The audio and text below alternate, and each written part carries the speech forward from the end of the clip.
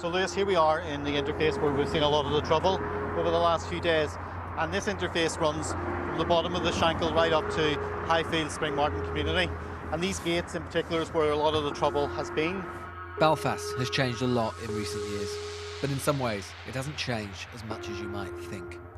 So we've seen them close when the trouble on Friday night and Thursday night, they were closed all night.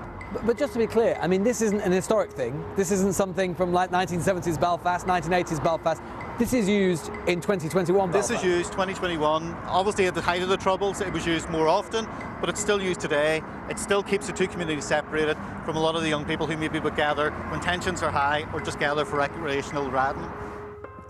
Despite the reconciliation, despite Good Friday, despite power sharing for every Paisley and McGuinness breaking bread, there have remained in the shadows those who want to break bones. The walls, in every sense, didn't go away.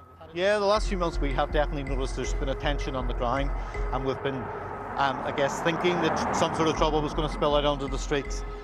Pastor Stephen Reynolds has lived on the Shankill since he was a boy. He's seen it all, and he's felt the tension rise since the start of the year.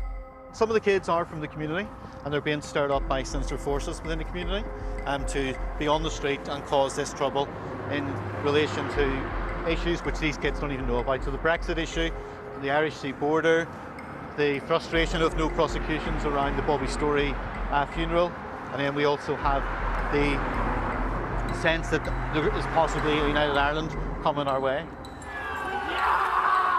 There's been much concern as to how it might be that such young children could be taken to the streets, but it is again to assume that an old world with its old fears had entirely gone, when it hadn't.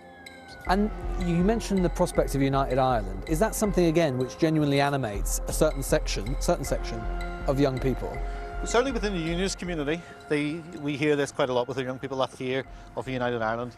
That's probably driven by what their parents are telling them and what that means. But there is that fear in unionist communities, young people and old people, that a United Ireland is a real possibility. And the Brexit sea border seems to make that more of a reality for a lot of people. It is eerie in Belfast, all within, just waiting for sunset and what it brings. Having spoken to Loyalist voices, we've been told that there is an attempt to quell things, at least for the period of mourning after Prince Philip's death. After all, hardly seems very loyalist to be rioting right now. But once it's passed, they expect things to resume. And either way, if it is turned on and off, it does suggest that indeed these kids are being manipulated and controlled. These were not adults, these were children, and very bluntly young children in some cases. It was also clear that behind them were adults who were instructing them, who were marshalling them, who were telling them where to go, who to attack. I saw a youth in a balaclava teaching young children how to make petrol bombs, sending some of them off to get rags, sending others to gather empty beer bottles lying around the street where the crowd had been drinking. That is not spontaneous, that is quite calculated.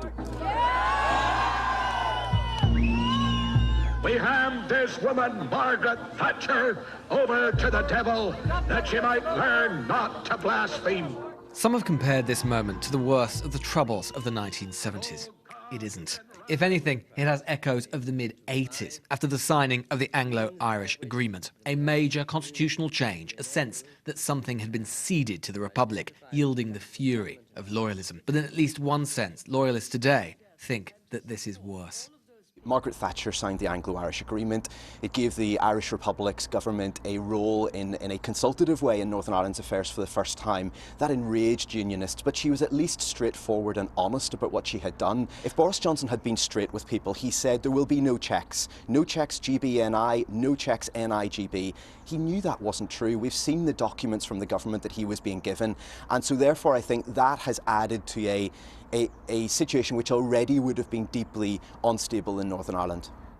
Aware of the tension, the EU and the UK are hammering out changes to the protocol to make the border more porous, more acceptable to unionists. But more checks, not fewer, are due to come in over the course of this year. And it won't change the principle of the sea border. And longer term, there are other structural political problems to come as well. Leave aside what happened last week, what might happen in the weeks and months to come. The fear is that there is now a deep political uncertainty baked into the politics of Northern Ireland. Firstly, the DUP, as the first party of government, are in the bizarre position where they're having to implement a major constitutional change about which they do not approve, their electors despise, and that they therefore have every incentive to criticise and potentially even destabilise. Secondly, there are elections next year to Stormont. Effectively, the protocol will be on the ballot and will be litigated day after day, potentially again destabilising. And thirdly, in 2024, the protocol itself comes up for reapproval in Stormont. Yeah, there's always cliff edges in politics. There's always elections coming up, and that's not necessarily a bad thing. But like I say, we cannot excuse what is happening on the streets. Sure, no one would think that taking to the streets is a good thing, but isn't that rather convenient for your party to say, oh, well, you know, there's no excuse for any of this stuff? The Conservative Party and the Prime Minister were warned about all of this. They were warned about the instability of Northern Ireland. They were warned what the protocol might do, and he went ahead with it anyway. I don't think that's relevant at all. We also saw, for example, the Assembly not sitting for 3 years. Now, that was nothing to do with the protocol. Mercifully, the new week didn't start like the last. It was quiet in Belfast tonight. But for one reason or another, it is striking how few here think it will stay that way.